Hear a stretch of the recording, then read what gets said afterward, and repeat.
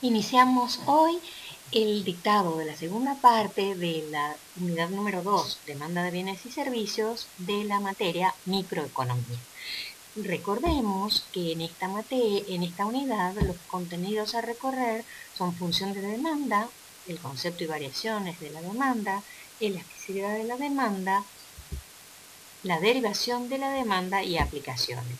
En encuentros anteriores ya abordamos la función de demanda y en esta oportunidad hablaremos de la derivación de la demanda. Como primera cuestión, hablaremos a modo de síntesis y de resumen de lo visto hasta ahora. Desde la observación, desde la experimentación, desde la empiria, se ha determinado que la cantidad demandada de un bien depende de una serie de variables. Dijimos que una de las variables principales era el precio del bien que estamos analizando. Otra de las variables que también incide fuertemente es si este bien tiene algunos otros bienes que se relacionan con él. También hablamos del ingreso monetario, es decir, de la cantidad de dinero que el consumidor o el grupo de consumidores dispone para la adquisición de los bienes, de este bien X que se satisface alguna necesidad. También hablamos de cuáles eran los gustos y preferencias del consumidor o de los consumidores, es decir, cuál es la capacidad de satisfacción de este bien, la utilidad que le brinda. Hablamos de las expectativas futuras, es decir, si se espera que el precio en el futuro suba o baje, qué incidencia tendrá esto en nuestro consumo presente. También hablamos del número de consumidores cuando tenemos que derivar la demanda total y hablamos de otras variables que quedan definidas cuando tenemos determinado el bien o servicio que estamos analizando. Si, por ejemplo, si nosotros hablamos de una comida de alto valor calórico, podemos pensar en un picante de pollo, de lengua, el clima, que haga frío, incidirá en esa demanda. Hablemos entonces ahora de cada una de estas variables. La primera, que denominamos precio de X, que es el precio del bien X que estamos analizando, guarda una estrechísima relación con la cantidad y hemos dicho que esta relación es tan fuerte y se verifica en todos los casos, esta relación inversa entre precio y cantidad, si sube el precio baja la cantidad o si baja el precio sube la cantidad, que esta relación da lugar a la ley de la demanda. Y esto es ley porque, como hemos dicho, se verifica en todos los casos. Poder cuantificar esta relación, es decir, si el precio se modifica en algún porcentaje, en cuánto varía la cantidad demandada, se realiza a través del coeficiente de elasticidad del precio.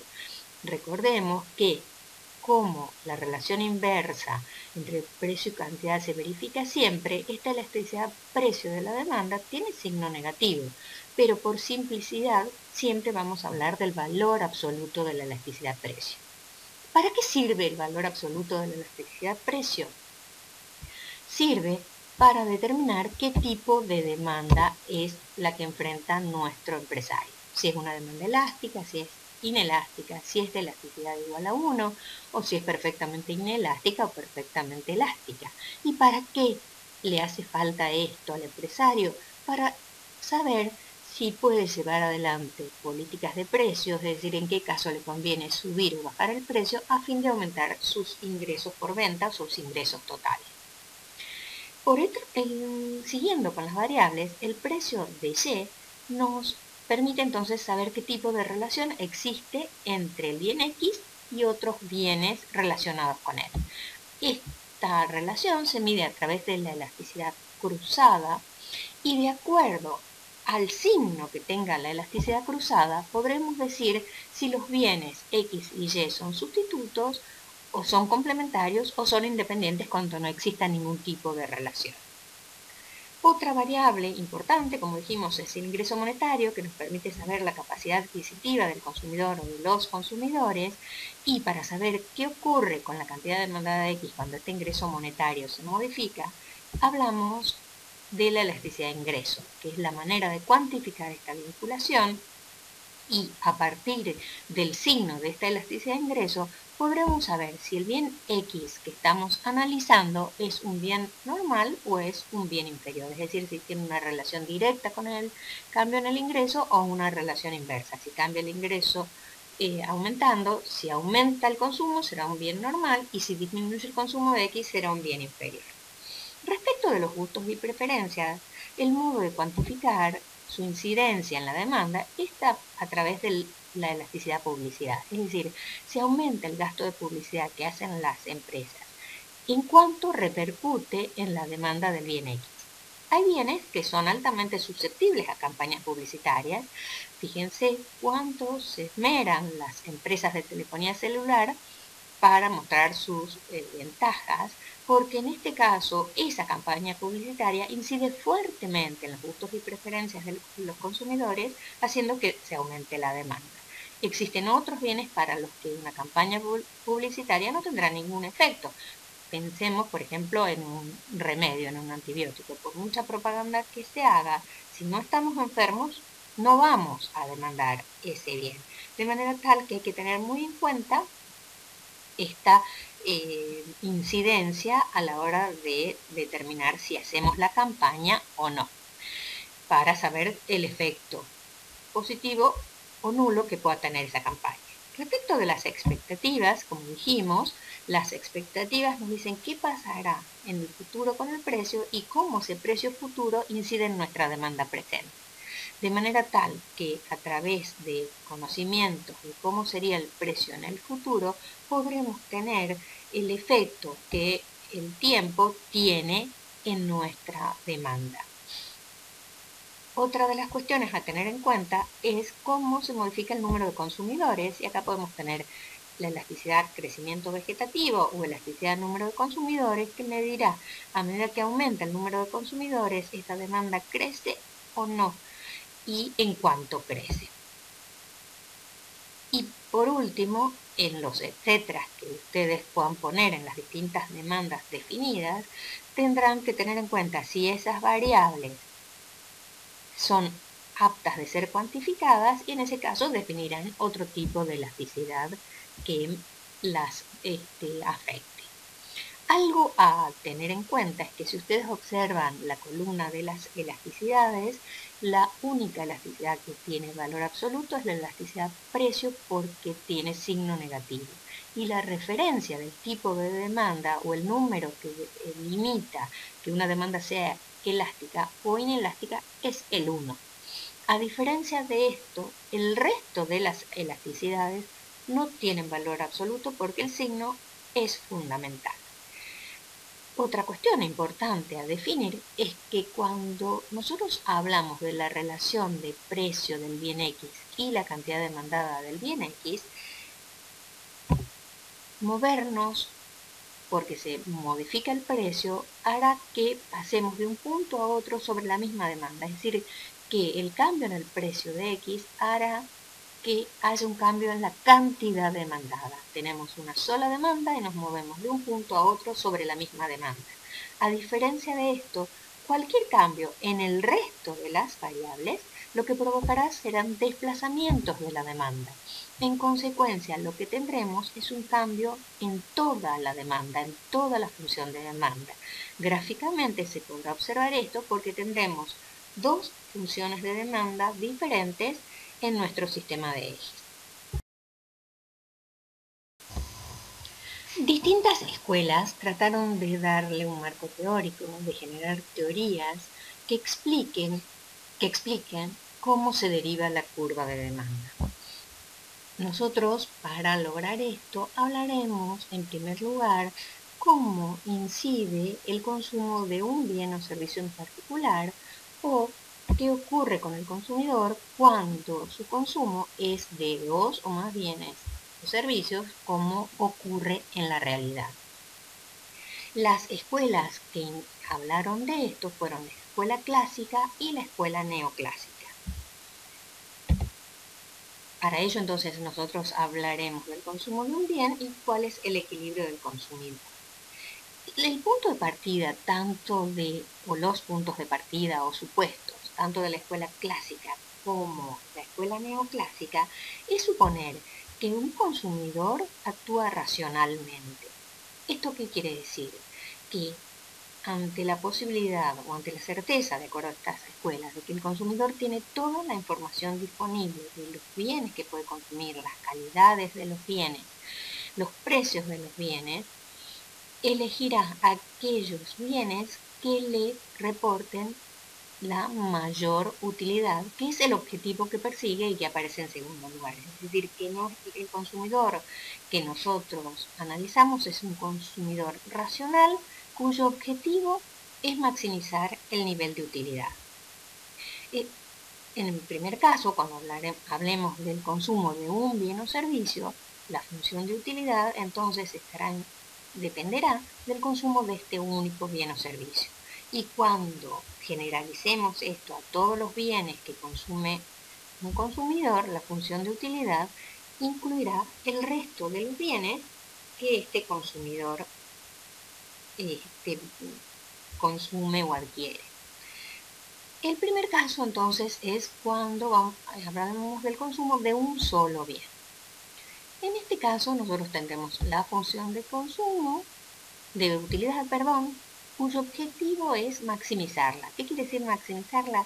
Lograr obtener el mayor nivel de utilidad de acuerdo a las unidades o dosis que se consuman de este bien. Esta función de utilidad puede ser llevada a un gráfico que va a tener la siguiente forma. Observen, en un eje de coordenadas vamos a tener el consumo del bien X en el eje de las abscisas y el nivel de utilidad en el eje de ordenadas. Una de las diferencias que aparece entre clásicos y neoclásicos es que para los clásicos la utilidad total era una magnitud mensurable, podía ser medida. De alguna manera uno encontraba una escala denominada, la unidad de medida de esa escala eran las utilitas o útiles, de acuerdo a los distintos autores, y estos útiles eran susceptibles de ser medidos. A diferencia de esto, los neoclásicos dicen que la utilidad no puede ser medida, sino que puede ser ordenada, es decir, una persona, un consumidor puede decir qué cantidad del bien nos da más utilidad y cuánto más o menos en términos de orden y no de medida. Haciendo esta salvedad, una función de utilidad tiene la siguiente forma. Como verán, esto parece una campana. Si ustedes observan esta función de utilidad, a bajas dosis del bien, es decir, cuando pasamos de consumir cero a empezar a consumir del bien, esta función de utilidad crece a ritmo creciente. ¿Esto qué quiere decir? Que cada dosis adicionada del bien hace que la utilidad aumente, pero estos aumentos son cada vez mayores. ¿Esto hasta dónde ocurre? Hasta este punto. A partir de ese punto, dosis sucesivas harán que la utilidad siga aumentando, pero esos aumentos van a ser cada vez menores hasta que la función alcanza un máximo y luego la función de utilidad comienza a decrecer. Es decir, dosis adicionales hacen que nuestra utilidad disminuya. Esto pasa, por ejemplo, cuando comemos más de la cantidad que nos satisface. Si comemos un poco más, posiblemente nos sintamos mal o tengamos algún tipo de descompostura.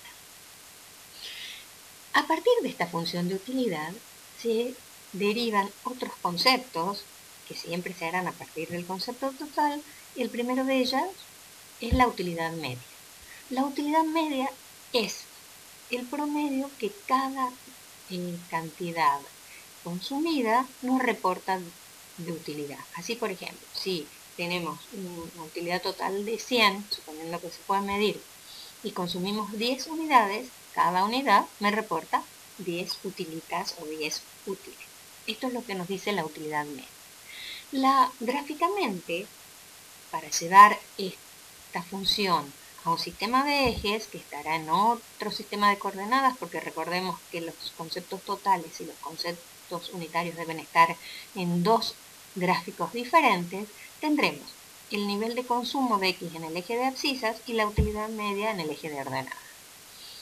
Gráficamente, Esto se obtiene viendo cómo evoluciona la pendiente de las líneas secantes.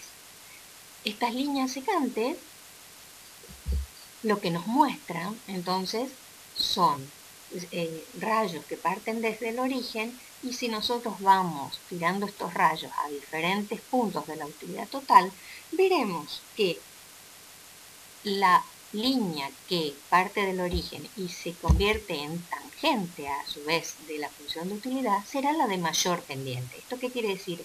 Que en ese punto la utilidad media alcanza su máximo. Una vez encontrado ese único punto, no nos hace falta más, proyectamos ese punto hacia el eje de las abscisas y determinamos la cantidad de x para la cual la utilidad media será máxima. Proyectamos hacia el sistema de coordenadas inferior y graficaremos una función que si para x sub 2 alcanza su máximo, a izquierda y a derecha de x2 tendrá valores inferiores. Entonces tendremos una función de esta forma. Fíjense que el máximo de la utilidad media se da para x2. Otro concepto a tener en cuenta es el de la utilidad marginal. Recuerden que lo marginal nos muestra cuánto agrega a la utilidad la última unidad consumida del bien x. La utilidad marginal, como todos los conceptos marginales, resultan ser la pendiente de la función de utilidad total, la primera derivada o la línea tangente. En este caso, entonces, nosotros tenemos que tendremos que ir trazando tangentes a la función de utilidad total y allí veremos cómo evolucionan y esto nos dará el recorrido de la función de utilidad marginal. Nosotros vemos que a medida que recorremos la función de utilidad total desde el origen, las tangentes van creciendo en pendiente, es decir, su pendiente se va haciendo cada vez mayor. ¿Hasta dónde? Hasta el primer punto verde. En ese punto verde se da el punto de inflexión de la función de utilidad total, es decir, el punto donde cambia el ritmo de crecimiento de la función. A partir de allí, la utilidad total sigue creciendo, pero estos crecimientos son cada vez menores, de manera tal que esas líneas tangentes van perdiendo inclinación, hasta que llegamos al máximo, donde la pendiente de esa función es una línea horizontal cuya pendiente es igual a 0, y a partir de allí, las pendientes de la función de utilidad total son negativas. Esto entonces nos va a permitir graficar esta función de utilidad marginal. Para graficar la utilidad marginal, solamente les van a hacer falta 3 puntos. El punto de inflexión, que es el punto que está el primer punto verde marcado, el punto donde la tangente y la secante coinciden, que es esta línea de guiones y puntos para x sub 2. ¿Por qué nos hace falta ese punto? Porque ese punto nos definió el máximo de la utilidad media. Pero además, como esa línea es tangente, también es un punto de la utilidad marginal. Es decir, que en ese punto utilidad marginal y utilidad media serán iguales. Y el punto donde la utilidad total se hace máxima. Estos 3 puntos nos definen entonces. El punto donde la utilidad media y la utilidad marginal son iguales es para x sub 2. El punto de inflexión es el punto donde la utilidad marginal crece hasta su máximo y empieza a decrecer. O sea que allí tendremos el máximo de la utilidad marginal. Y el punto máximo de la utilidad total, que es el punto donde la utilidad marginal será igual a 0. Entonces, marcados estos puntos, los proyectamos hacia el eje de las x. Para x1 tendremos el máximo de la utilidad marginal, y para x2 utilidad marginal igual a utilidad media, y para el punto máximo de la utilidad total, la utilidad marginal será igual a 0. Encontrados esos 3 puntos, entonces graficaremos la función de utilidad marginal. A partir de allá, de este punto, los científicos, los cientistas que analizaron el comportamiento de los consumidores, definieron una ley que se denomina la ley de las utilidades marginales decrecientes. Esta ley dice que ante aumentos sucesivos en la cantidad consumida de un bien o servicio, indefectiblemente, a partir de un momento, su utilidad marginal empezará a disminuir. ¿Qué quiere decir esto? A partir de algún momento, dosis sucesivas del bien hará que la utilidad aumente, pero esos aumentos serán cada vez menores. Esta ley se verifica en la zona donde la utilidad marginal tiene pendiente negativa, pero su signo es positivo, es decir, se dará en esta zona. En esta zona entonces se verifica el cumplimiento de la ley de utilidades marginales decrecientes. Una de las diferencias que existen entre los clásicos y los neoclásicos, la segunda diferencia, es que para los clásicos solo existía utilidades marginales decrecientes, es decir, que el consumidor siempre tenía utilidades marginales decrecientes. A diferencia de esto, los neoclásicos dicen que esto no se da necesariamente y que es posible que las primeras dosis de un bien agreguen a la utilidad cada vez más respecto de la unidad anterior. Entonces, la utilidad marginal es creciente, que es ese tramo que está a la izquierda de X1. Otro concepto a ver es el de las utilidades marginales ponderadas. En este caso, al concepto de utilidad marginal lo dividiremos en el precio del bien que estamos analizando. ¿Y qué nos representa este concepto? Esto nos dice cuánto agrega a la utilidad el último peso gastado en X.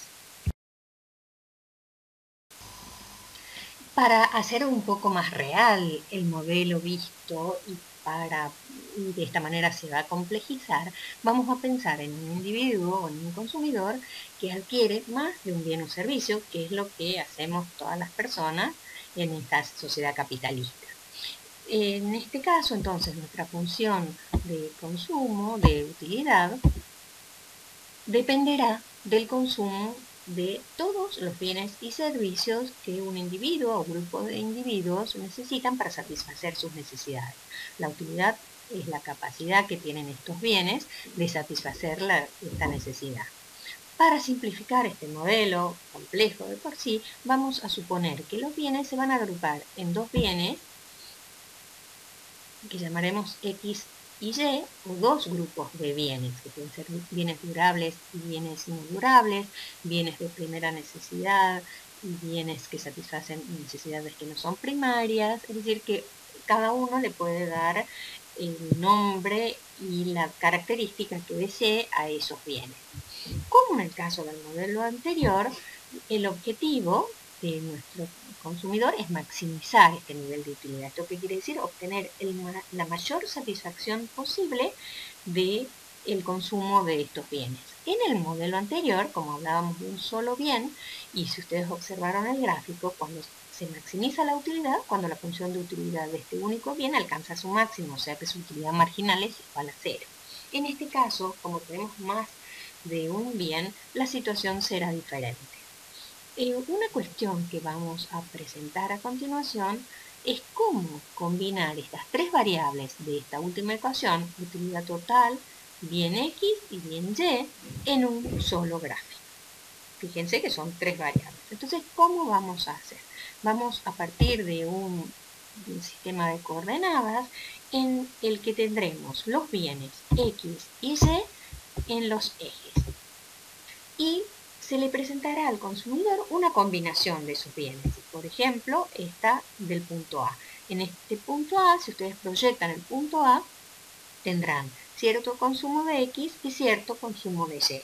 Y este consumidor les dirá que le da un nivel de satisfacción. Supongamos que les dice que de 1 a 10 para ordenarlo, les dice que le da un nivel de satisfacción de 4. Le presentan otro punto, B, que si ustedes observan, tiene mayor cantidad de X y menor cantidad de Y. Es decir, se deja de consumir parte de Y y se aumenta el consumo de X. Al ser indagado el consumidor qué nivel de satisfacción recibe en este punto, o con el consumo de estos bienes, el consumidor dice que tiene la misma satisfacción que en el punto A, es decir, un nivel de satisfacción de 4. Le presentan un tercer punto, como el punto C, donde se consume todavía más de X y se deja de consumir parte de Y, y nuevamente el consumidor informa que tanto en el punto A como en el punto B como en el punto C obtiene la misma satisfacción. Cuando ocurre esto, este individuo se muestra indiferente entre estos puntos. Esto quiere decir que le da lo mismo estar en cualquiera de ellos. Estos puntos de igual nivel de satisfacción se unen por una función que denominaremos curva de indiferencia. Esta curva de indiferencia entonces nos muestra diferentes combinaciones del consumo del bien X y del bien Y que le reportan al individuo o al consumidor el mismo nivel de utilidad. Si nosotros pensamos qué ocurriría si consume más de X y más de Y, seguramente el consumidor estará mejor. Y cuando el consumidor esté mejor, se ubicará en una curva de indiferencia de mayor nivel. Las curvas de indiferencia de distintos niveles y a medida que se vayan alejando del origen, nos muestran mayor nivel de satisfacción. Al conjunto de curvas de indiferencia al conjunto se lo denomina mapa de curvas de indiferencia. Este mapa de curvas de indiferencia entonces muestra diferentes niveles de satisfacción siempre que en cada una de estas curvas de indiferencia el nivel de satisfacción es el mismo. Observemos qué pasa cuando pasamos del punto A al punto B de la primera curva de indiferencia. Cuando hacemos esto, como ya hablamos anteriormente, se disminuye el consumo de Y y se aumenta el consumo de X. Es decir, dejo de consumir un bien para aumentar el consumo de otro y obtener el mismo nivel de satisfacción. Este pasaje de un punto a otro sobre la misma curva de indiferencia es la medición de la pendiente de la curva de indiferencia, que para nosotros se denominará tasa marginal de sustitución de Y por X. Es decir, que la pendiente de la curva de indiferencia es la tasa marginal de sustitución de Y por X y nos dice cuánto debemos de dejar de consumir de Y para aumentar el consumo de X. Si a esta última expresión, cambio en Y sobre cambio en X, multiplicamos y dividimos por el cambio en la utilidad, este cociente no va a variar. ¿Por qué hay un cambio de utilidad con signo negativo? Porque si imaginamos que nosotros pasamos de un punto a otro punto que esté sobre la misma cantidad de X, es decir, nos movemos sobre una línea vertical, estaremos en una curva de indiferencia de menor nivel, es decir, que va a haber una disminución en la utilidad. Y luego aumentamos el consumo de X, yendo desde ese nuevo punto hacia el punto B, vamos a aumentar la utilidad, de manera tal que esta disminución en la utilidad y el aumento en la utilidad deben tener la misma cuantía en valor absoluto, es decir, dejo de tener 2 unidades de utilidad, por ejemplo, por la disminución en el consumo de Y y aumento en 2 utilitas por el aumento en el consumo de X. Esto es lo que nos representa esta expresión menos cambio en la utilidad de X sobre cambio en la utilidad total, perdón. Vamos a reescribir esta función de la siguiente manera, menos cambio en la utilidad sobre cambio en X, dividido el cambio en la utilidad sobre cambio en Y. Si ustedes reparan en la diapositiva anterior, cuando hablamos del concepto de utilidad marginal, dijimos que era el cambio que sufría la utilidad cuando modificábamos el consumo de X en una unidad, que es exactamente lo que tenemos escrito en el primer paréntesis, con signo negativo. De la misma manera, el cambio en la utilidad total sobre cambio en Y será la utilidad marginal de Y, de manera tal que la pendiente de la curva de indiferencia también se puede escribir como el cociente entre las utilidades marginales. ¿Qué característica tiene una curva de indiferencia? La primera característica es que es decreciente, tiene pendiente negativa. Es decir, que para conservar el nivel de utilidad tengo que sacrificar un bien y aumento el otro. Nunca podremos aumentar de ambos bienes porque en ese caso estaríamos aumentando el consumo y la curva de indiferencia tendría pendiente positiva y es absurdo que tengamos el mismo nivel de satisfacción cuando conseguimos más bienes o servicios. La segunda característica es que van a tener esta forma que está marcada acá, es decir, que son convexas con respecto al origen. ¿Esto qué quiere decir? Y les pido que reparen en la distancia entre los puntos A, B y C. Cuando pasamos del punto A al punto B, aumentamos el consumo de X, provocando una gran disminución en el consumo de Y.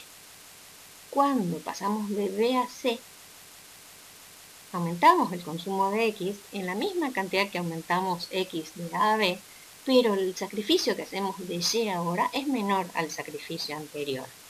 ¿Por qué? Porque a medida que tenemos menos o consumimos menos de Y, este consumo se hace más importante. Y al ser más importante, este bien que se ha vuelto más escaso, la capacidad o el sacrificio que estamos dispuestos a hacer de él es cada vez menor. Es por eso que las curvas son convexas al origen. Y la última característica es que estas curvas no se cortan. Es decir, no podremos tener dentro de un mapa de curvas de indiferencia curvas que coincidan en algún punto entre sí. Porque, ¿qué quiere decir esto? Que en ese punto las dos curvas de indiferencia tendrían el mismo nivel de satisfacción. La que en algún momento esté por debajo de la otra tendrá un menor nivel de satisfacción y cuando esté por arriba de la otra tendrá un mayor nivel de satisfacción. Es decir, que puede tener tres niveles de satisfacción diferentes y esto es un absurdo, porque dijimos que una curva de indiferencia solo tiene un nivel de satisfacción. Como dijimos, nuestro consumidor quiere maximizar su nivel de satisfacción o utilidad. Sin embargo, el consumidor tiene una restricción. ¿Cuál es la restricción? Que este consumidor tiene que disponer de cierta cantidad de dinero para poder adquirir los bienes y servicios que necesita para satisfacer sus necesidades, es decir, que tiene un ingreso monetario determinado. Y por otro lado, existen precios que deben ser pagados en el mercado para poder adquirir estos bienes, que son los precios del bien X y el precio del bien Y. Con este conjunto de elementos, ingreso monetario, precio de X y precio de Y, conformaremos una ecuación que llamaremos recta de balance o restricción del consumidor, que nos dice que el ingreso monetario del consumidor tiene que ser igual al gasto que haga el consumidor en el bien X, que no es otra cosa que X sobre el precio por el precio de X, más el gasto que haga en el bien Y, que es la cantidad de Y que adquiera por su precio unitario. Es decir, él puede gastar hasta la totalidad de su ingreso monetario, o menos que eso, pero no puede gastar más. Como nota al margen, recuerden, como vimos en la clase pasada, que el gasto total en X que hace el consumidor es exactamente el ingreso total que recibe el productor de X. Lo mismo para el caso de Y. Esta ecuación, esta recta de balance, la reescribiremos de la siguiente manera. Haciendo pasajes de términos, tenemos que despejamos las variables, que son Y y X, despejamos Y, porque tanto el ingreso monetario como el precio de X y el precio de Y son datos que vienen determinados. Así nos queda que Y es igual al ingreso monetario sobre el precio de X, que es una constante, menos P de X sobre P de Y, que es otra constante, por X.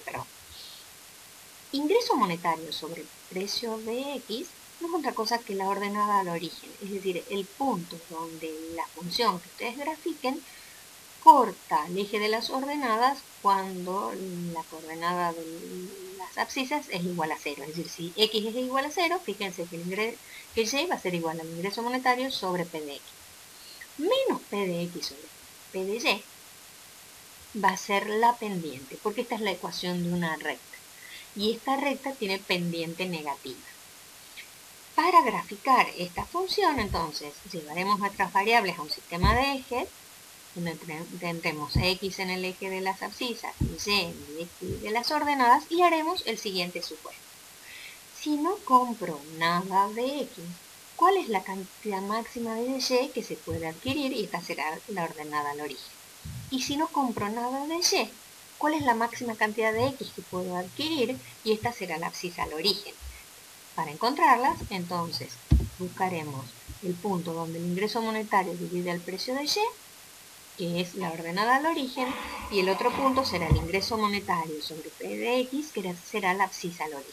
Como ya explicamos, es la ecuación de una recta, y esta recta entonces tendrá esta forma. La pendiente de esta recta será igual a la relación de precios, a menos P de X sobre P de Y, que no es otra cosa que la relación de precios o precios relativos. Ahora los denominaremos de esta manera. Es decir, un precio en comparación del otro. ¿Qué nos dice esta relación? Supongamos que el precio de X es igual a 2 y el precio de Y es igual a 1. Si nosotros reemplazamos estos valores en nuestra fórmula, tendremos que esto será igual a menos 2. 2 sobre 1 igual a menos 2. ¿Qué nos dice ese menos 2?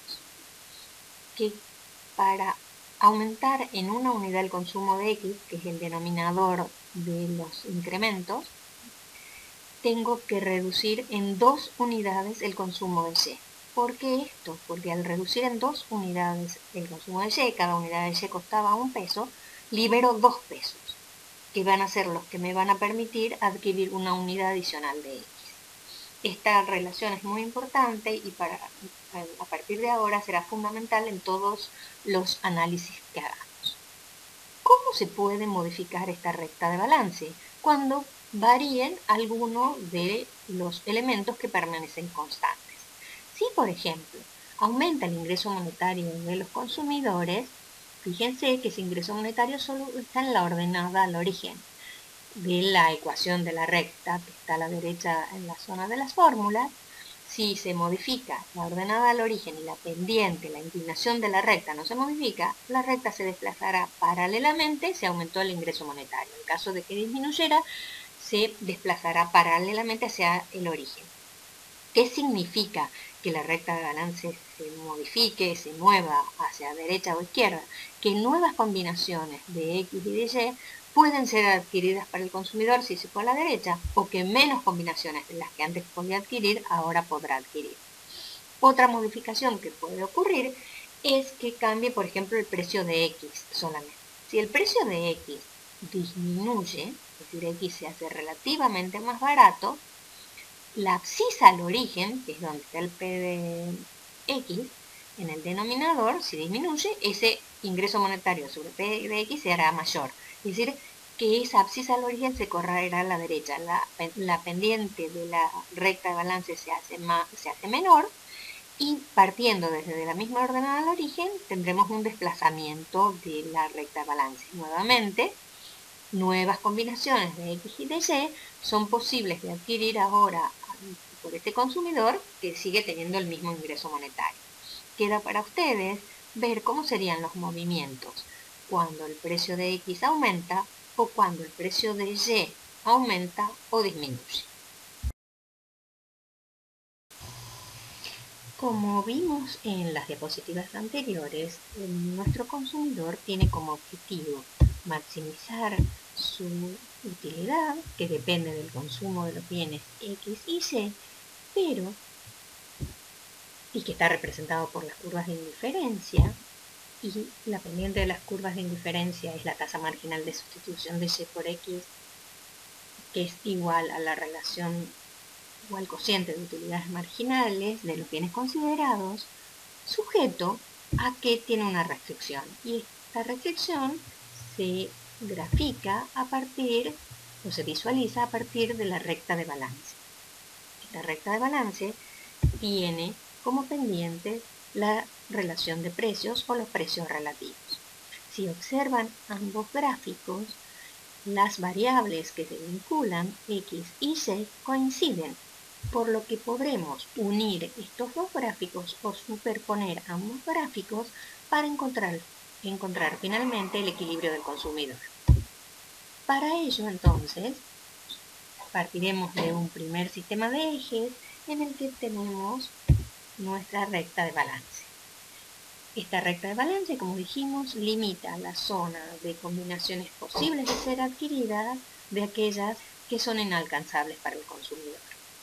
Vamos a graficar una primera curva de indiferencia y esta curva de indiferencia, que es la de un nivel de utilidad sub 1, observen que tiene muchos puntos posibles de ser adquiridos por arriba de ella, es decir, la recta de balance supera a la curva de indiferencia en una gran cantidad de puntos que están delimitadas por el arco de la curva de indiferencia y la recta de balance entre los dos puntos donde esta curva de indiferencia la corta. Es decir, que es posible adquirir mayor cantidad y de ambos bienes y en consecuencia alcanzar una curva de indiferencia más alta. ¿Qué ocurriría si el consumidor quiere alcanzar esta otra curva de indiferencia, de nivel utilidad sub 3? Vemos que todos los puntos de esta curva de indiferencia están por encima de la recta de balance, es decir, que son todos puntos inaccesibles para el consumidor dado este ingreso monetario y los precios de los bienes definidos por el mercado. ¿Qué curva de indiferencia entonces será la posible de alcanzar? Aquella que sea como esta, de un nivel 2 de utilidad, que como ustedes observan es una curva tangente a la recta de balance. En este punto entonces es donde se toca la curva de indiferencia más alta y ese punto es el que denominaremos punto de equilibrio del consumidor. Una vez definido este punto, lo que veremos es efectivamente cuáles son las cantidades que este consumidor adquiere, que en este caso serán x1 para x y y sub 1 para y.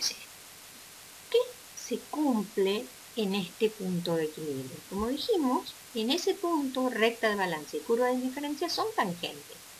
¿Qué quiere decir que sean tangentes? Que la pendiente de la curva de indiferencia es igual a la pendiente de la recta de balance. Recordemos que la pendiente de la curva de diferencia es la tasa marginal de sustitución de y por x, que es igual a la relación con signo negativo de las utilidades marginales de los bienes. Y la pendiente de la recta de balance es el precio de x en relación al precio de y, también con signo negativo. Si tomamos el segundo y el tercer miembro, podemos hacer un pasaje de términos de manera tal que nos quede que la primera condición será igual a la utilidad marginal de x sobre el precio de x y esta igual a la utilidad marginal de y sobre el precio de y. ¿Qué significa esta condición de las utilidades marginales ponderadas por sus precios? Significa que el último peso gastado en x reporta a la utilidad lo mismo que reporta a la utilidad el último peso gastado en y. Esta condición es una condición necesaria, pero no suficiente. Necesitamos una segunda condición. ¿Y cuál es esta segunda condición?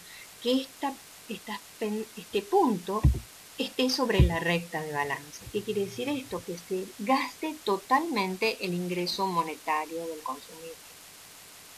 ¿Qué ocurriría si la utilidad marginal de x sobre el precio de x es mayor a la utilidad marginal de y sobre el precio de y? Cuando un bien o el gasto que hacemos en un bien nos reporta más utilidad que el que hacemos en otro bien, tendemos a comprar más de ese bien. De manera tal que cuando hay alguna fuerza que nos hace cambiar este punto, implica decir que el consumidor no está en equilibrio. Es decir, que solamente alcanzará el equilibrio cuando las utilidades marginales ponderadas sean iguales. Veremos a continuación qué elementos podrían modificar el equilibrio del consumidor. Para ello partiremos de un equilibrio ya definido del consumidor como el siguiente. Tenemos el mapa de curvas de indiferencia y el punto de equilibrio, el punto de tangencia entre la recta de balance y la curva de indiferencia que define un punto E sub 1 y en ese punto E sub 1 las cantidades a consumir por este consumidor que tiene como objetivo maximizar su utilidad son x1 de x y y sub 1 de y. ¿Qué ocurriría si cambian los gustos o preferencias y preferencias del consumidor? En el caso de que cambiaran gustos y preferencias del consumidor, recordemos que estos están reflejados en las curvas de indiferencia, lo que pasará es que cambie el mapa de curvas de indiferencia. Luego, entonces, tendremos estas nuevas curvas de indiferencia que no es un error que se corten con las primeras porque corresponden a otro mapa de curvas de indiferencia. ¿Qué nos muestra que las curvas de indiferencia ahora tengan más pendiente? Quiere decir que ahora el bien X se ha vuelto más importante para el consumidor, es decir, que está dispuesto a sacrificar mayor cantidad de Y por una unidad adicional de X. Y en este caso vemos que con el nuevo mapa de curvas de indiferencia el equilibrio ya no es E sub 1, porque ese punto no corresponde a ninguna curva de indiferencia de las curvas de indiferencia verde, y el equilibrio se va a dar en E sub 2. En E sub 2, que acontece que vamos a comprar más de X, o el consumidor va a adquirir más de X sub 2, y va a adquirir menos de Y. Es decir, ha sacrificado unidades del bien que es menos importante por aquel que resulta ser más importante para el consumidor. Y en este pasaje hemos ido del punto de equilibrio E sub 1 al punto de equilibrio E sub 2. ¿Qué otro factor podría modificar el equilibrio del consumidor? Veremos a continuación, a partir de un equilibrio como E sub 1, donde las coordenadas de las cantidades a consumir son X1 para X y Y sub 1 para Y, lo que va a ocurrir es que se va a modificar el ingreso monetario del consumidor. Supondremos en este caso que el ingreso monetario aumenta. Cuando presentamos la recta de balance, dijimos que cuando esto ocurre, la recta de balance se traslada paralelamente hacia arriba y la derecha, de manera tal que tendremos una nueva recta de balance que provoca que nuevas combinaciones de X y Y que antes resultaban inalcanzables para el consumidor, ahora sean alcanzables. De esta manera, entonces, con el objetivo de maximizar la utilidad, el consumidor se ubicará en una curva de indiferencia de un nivel mayor. Esta curva de indiferencia, haciendo tangencia con la nueva recta de balance, genera el equilibrio E sub 2, cuyas coordenadas son X2 para X y Y sub 2 para Y. Vemos que en esta circunstancia el consumidor ha ganado en utilidad por su aumento en el ingreso monetario. Un nuevo concepto a incorporar en este momento es que la curva de indiferencia nos muestra magnitudes reales, cantidades de los bienes X y Y. Cuando nosotros hablamos de magnitudes reales, estamos hablando siempre con referencia a una canasta de bienes. Esta canasta de bienes define el ingreso real del consumidor.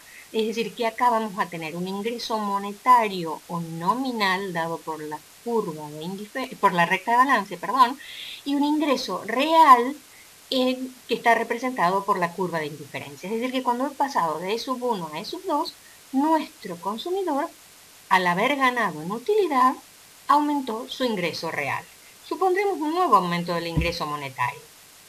En este caso, esta nueva recta de balance, paralela a las anteriores, agrega nuevas combinaciones de X y Y alcanzables, con lo que la curva de indiferencia que hace tangencia con esta nueva recta de balance se da para un nuevo ingreso real.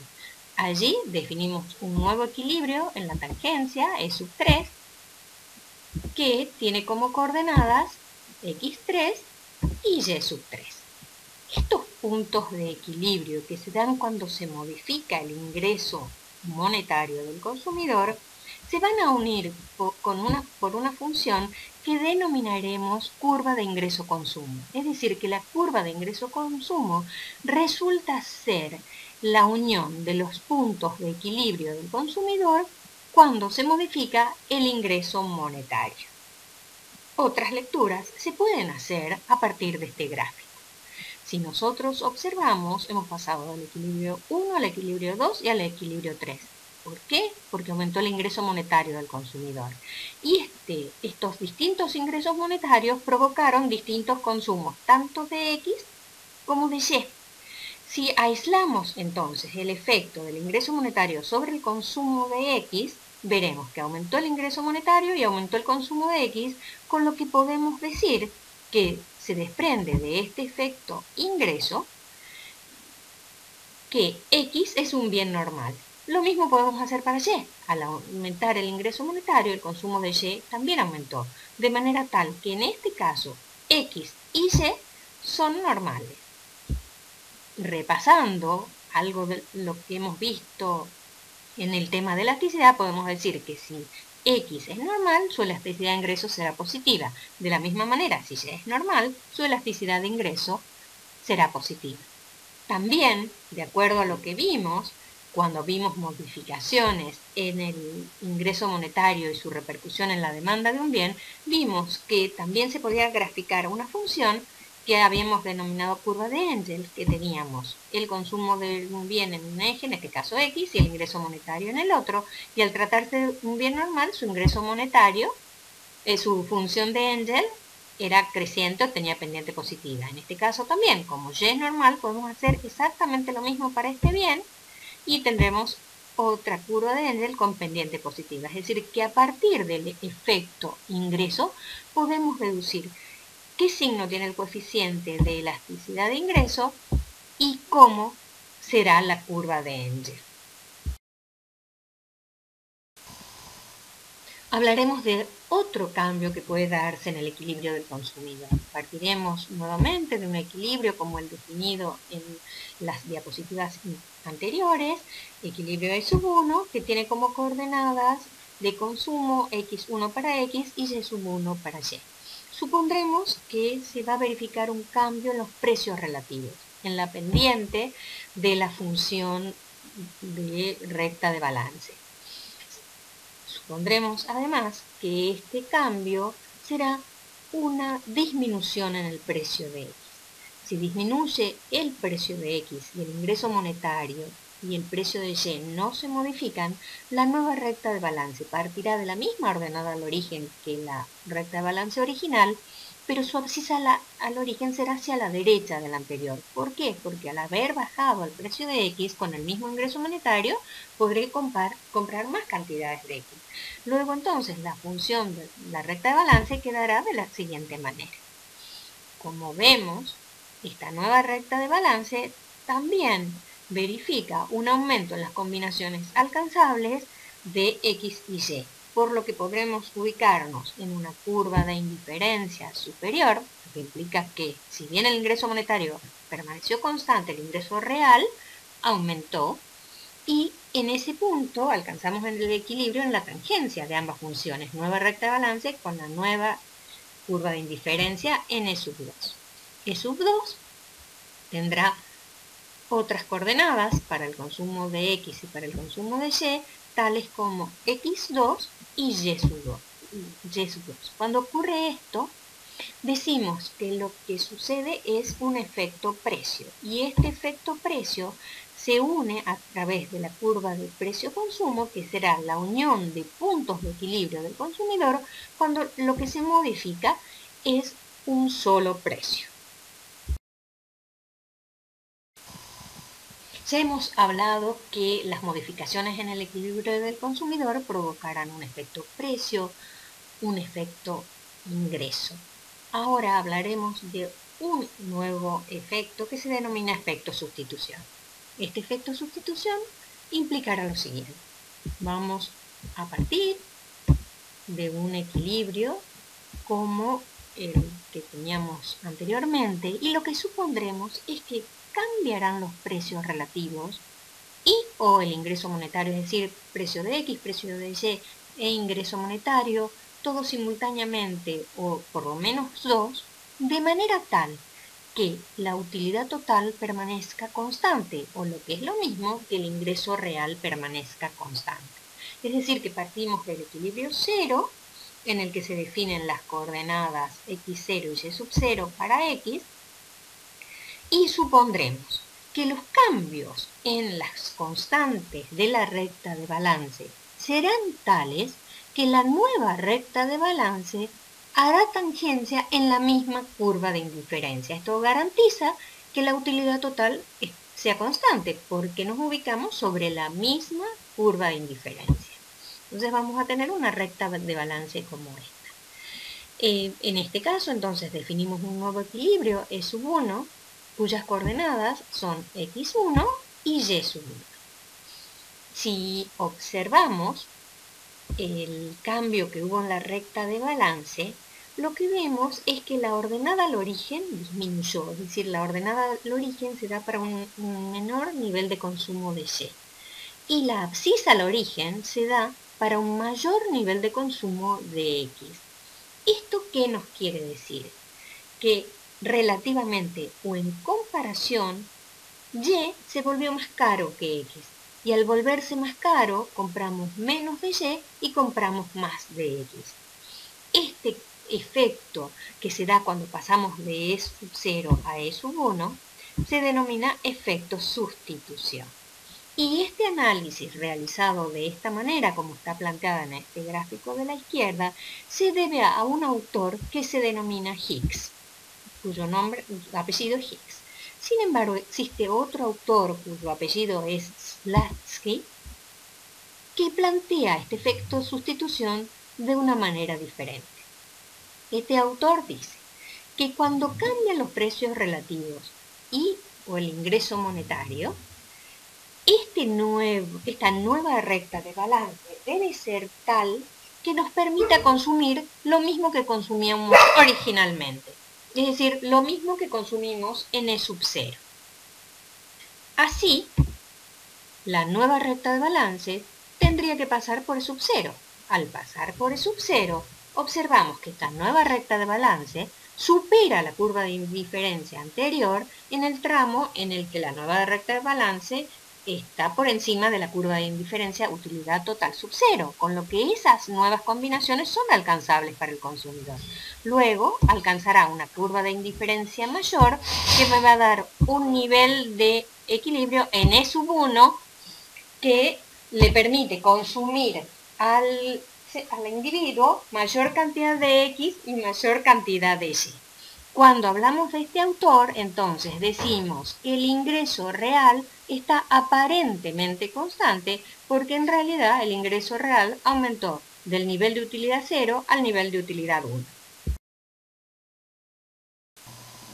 Hemos analizado en diapositivas anteriores diferentes efectos cuando ocurren cambios en las constantes que están en la recta de balance. Así hablamos del efecto precio, del efecto sustitución y el efecto ingreso. Estos efectos nos permitirán comprender cuál es el mecanismo de representación que operan en el consumidor cuando cambia un precio en particular.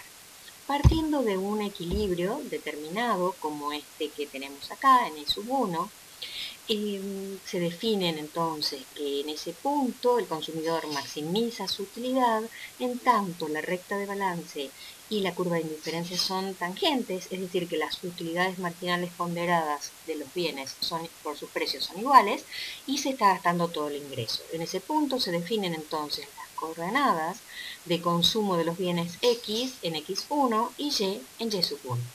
Lo que vamos a suponer ahora es que el precio de X ha disminuido. En consecuencia, la recta de balance se desplaza de esta manera, provocando que nuevas combinaciones y más combinaciones, tanto de X como de Y, sean alcanzadas por el consumidor. Vimos en su oportunidad que por el efecto precio, el consumidor se ubicará en una curva de indiferencia de mayor altura, de mayor nivel de ingreso real o satisfacción, como el nivel de utilidad 2. Allí se define un nuevo equilibrio llamado E sub 2, que también define las cantidades físicas de Y y de X que consumirá nuestro individuo. Así, en E sub 2, que cumple con todas las condiciones del equilibrio, este consumidor adquirirá una cantidad X2 para X y Y sub 2 para Y. Sin embargo, el efecto precio, analizándolo, provoca que el individuo, cuando baja el precio de un bien, tenga una doble sensación.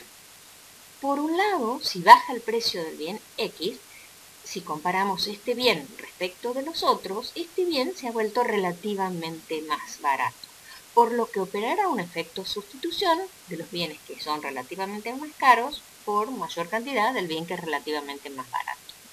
Pero además, el hecho de que baje el precio de un bien dentro de todos los bienes que uno consume, si uno siguiera comprando la misma cantidad que anteriormente, implicaría que no estamos gastando todo nuestro ingreso. Es decir, que tenemos la sensación de tener más ingreso para comprar los bienes que satisfacen nuestras necesidades. Y esta otra sensación se denomina efecto ingreso. Para poder entonces descomponer este efecto precio en estos dos efectos, sustitución e ingreso, lo que haremos será proyectar paralelamente la segunda recta del balance, esta del precio de X menor, hacia la curva de indiferencia original, hacia la utilidad total sub 1. Al proyectarla, fíjense que tenemos una recta paralela a la segunda recta de balance, esta de línea de puntos, que hace tangencia en la primera recta curva de indiferencia. Esto define un nuevo equilibrio E sub 3. En E sub 3, las coordenadas o los consumos de X son X sub 3 y de Y sub 3. Si ustedes observan el gráfico, cuando pasamos de E sub 1 a E sub 3, estamos haciendo tangencia sobre la misma curva de indiferencia, es decir, tenemos el efecto sustitución según Higgs, donde el ingreso real permanece constante. Es decir, que de E sub 1 a E sub 3 opera este efecto ingreso de sustituir el bien que es relativamente barato y dejar de consumir el bien que es relativamente más caro. Pasamos entonces de X1 a X3 por el efecto sustitución. Pero E sub 3 no es el equilibrio definitivo. El equilibrio definitivo se da en E sub 2. Y cuando pasamos de E sub 3 a E sub 2, lo hacemos porque las rectas de balance se desplazan paralelamente. Es decir, que allí tendremos manifestada la idea del efecto ingreso. Es decir, que el efecto precio o efecto total puede ser descompuesto en los efectos sustitución y efecto ingreso. En este caso particular, también se puede observar que al pasar de E sub 3 a E sub 2, el ingreso monetario aumentó y el consumo de ambos bienes también aumentaron, de manera tal que podemos decir que ambos bienes son normales. En este caso, entonces, el efecto sustitución es reforzado por el efecto ingreso que corre o va en el mismo sentido. Queda para ustedes determinar qué ocurre cuando uno de los bienes, o el bien X, es inferior, para demostrar que en ese caso el efecto sustitución y el efecto ingreso tienen sentido contrario. Cuando iniciamos el dictado de esta parte, de esta unidad, dijimos que este modelo iba a permitir derivar la curva de demanda a partir de este enfoque que se denomina el enfoque de las curvas de indiferencia. Iniciaremos entonces nuestro estudio a partir de la idea de que nuestro consumidor tiene como objetivo maximizar su utilidad. Reparen que en este caso la utilidad total estará conformada por el consumo del bien X y el conjunto del resto de los bienes que el consumidor o el individuo adquiere. Como los bienes son heterogéneos, de la única manera de poder llevar esto a una única variable es sumar el gasto que se hace en todos los otros bienes diferentes de X. De la misma manera, entonces, el ingreso monetario se gastará en el gasto que se hace en X, que es X por el precio de X, más el gasto en otros bienes. En este caso, entonces, nuestro mapa de curvas de indiferencia quedará de la siguiente manera. Tendremos el bien X en el eje de abscisas, que será el bien al que le vamos a derivar la demanda, y en el eje de ordenadas tendremos el gasto que el individuo hace en todos los bienes diferentes a X. Así trazamos una recta de balance que tendrá como ordenada al origen al ingreso monetario. ¿Por qué? Porque si volvemos a la recta de balance y decimos, si este individuo no compra nada de X, ¿cuánto va a gastar en los otros bienes? Y va a gastar exactamente el ingreso monetario, de manera tal que ese punto será la ordenada al origen de nuestra recta. Y la ordenada al origen estará dada por el punto donde hacemos la suposición de que este individuo no compra ningún otro bien diferente de X, es decir, que el gasto en otros bienes es igual a 0, En consecuencia, la máxima cantidad de X que puede comprar es el ingreso monetario dividido, en este caso, un precio de X sub 1. Vamos a incorporar la curva de indiferencia que nos va a definir el punto de equilibrio del consumidor, que en este caso es E sub 1, definiendo X1 para X y gasto en otros bienes sub 1.